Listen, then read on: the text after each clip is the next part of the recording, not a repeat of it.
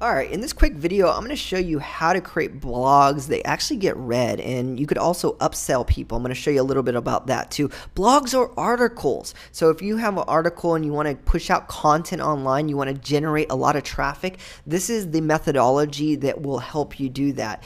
And there's a 9-step process that I'm going to go over step by step with you of showing you how this gets done and how you could generate a lot of traffic by doing this. There's new Google algorithms out there that are pushing relevant content up to the top. Google is finding out that you cannot trick them anymore, and if your blog gets actually read and engaged by people, they have an algorithm. I believe it's like some kind of timer based on what we've been doing that times you how long you're on the site, and if you're on that site for a long time and you're reading their content, they're going to push you up higher and higher on the search engines, which just makes logical sense.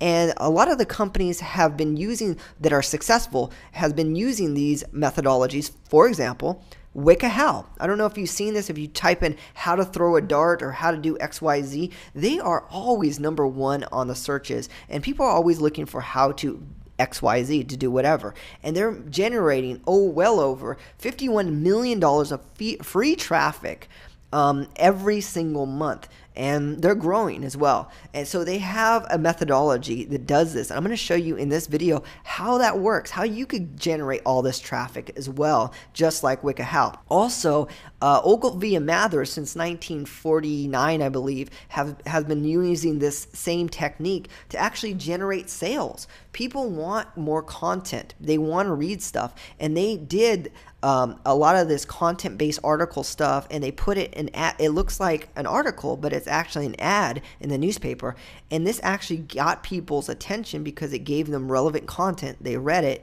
and then they took action. But there's a methodology of how they structured this whole thing, and it just looks like text. It's nothing flashy, really, and you're giving it to them in a way where they understand it and they digest it really nicely. So here's how it works. Step 1, you got to know your audience. You got to understand what they're hungry for.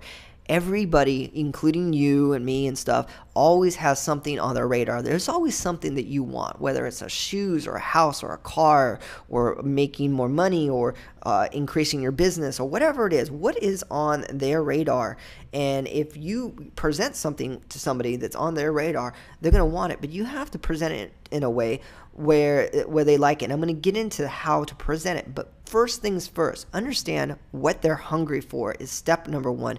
And I would seriously take a whole day to figure out, hey, what is this person, what's on their radar that I'm trying to, get them to read my blogs and stuff like that. So understand that.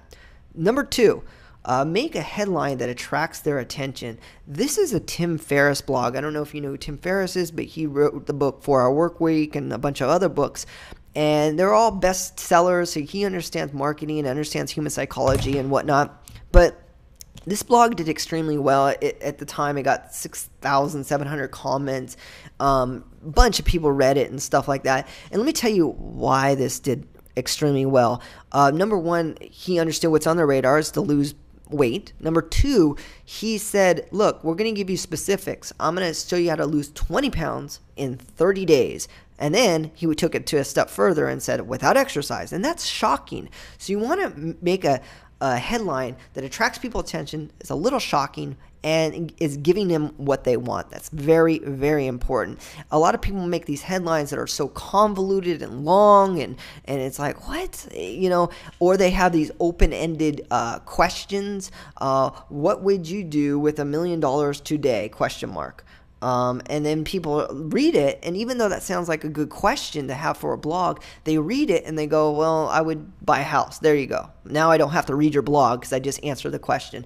And that's one big mistake that I see a lot of my consulting clients that I work with do, is they have these open-ended questions. You don't want to do that. You want to be specific and tell them this is exactly what I'm going to give you, and it sounds shocking, but if you read more, you'll know that I'm gonna give you some really good stuff. So that's what you want. Step 3 is make a sub-headline that summarizes what you will talk about. So you see this right here under how to stop having nightmares. You see this little summary. It's a summary about what they want. Everybody wants to know that they're not wasting their time.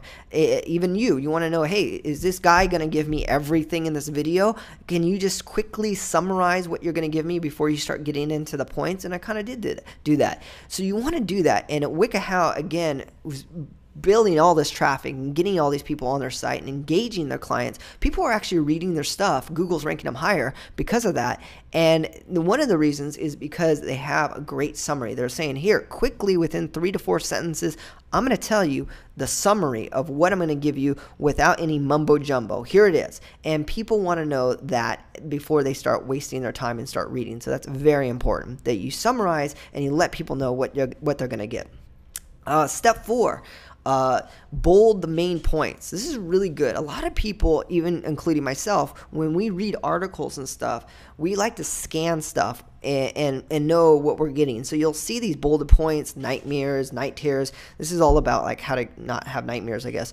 This article with WikiHow did. You want to bold these points and know what the big things are coming out. People like to scan and they like to know. And sometimes you scan it and then you go, wait a minute, I do want to read that after. So it's really good to bold points. Step 5 is number each point. This is really important.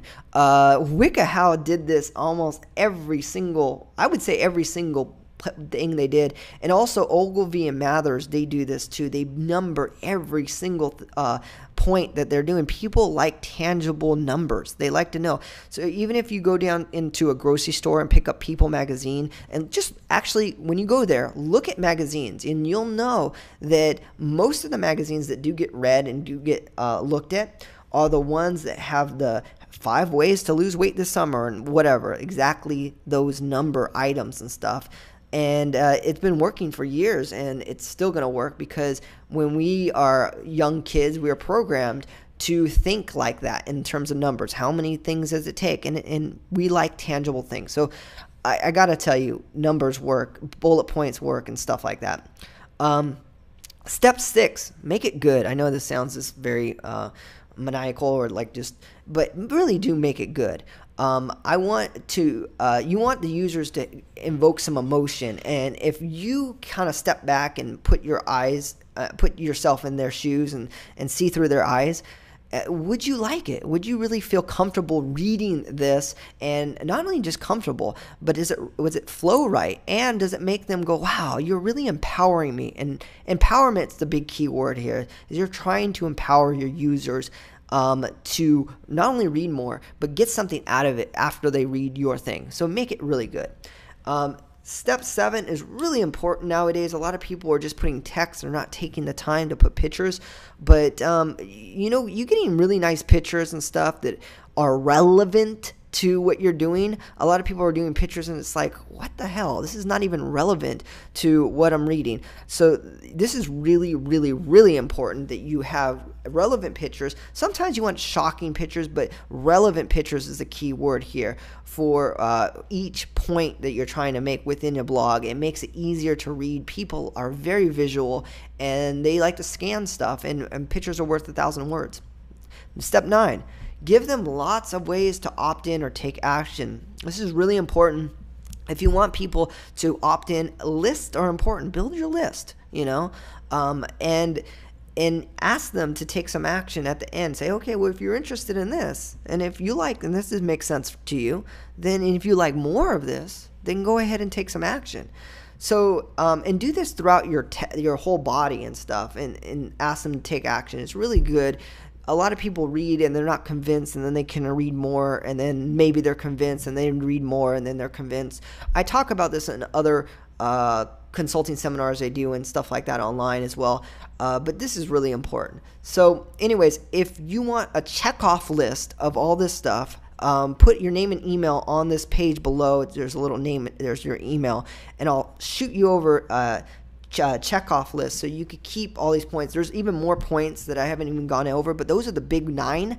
And in this checkoff list, every time you make a blog, what I recommend you do is just kind of check off each and every one of these. So if you want me to shoot that over to you, go ahead and put your name and email. I'll shoot that over to you, if this makes sense to you, and if you want to get more out of this and get people coming to your website, then I highly recommend doing that. I'll send that over to you as soon as you do that. All right, I'll talk to you shortly.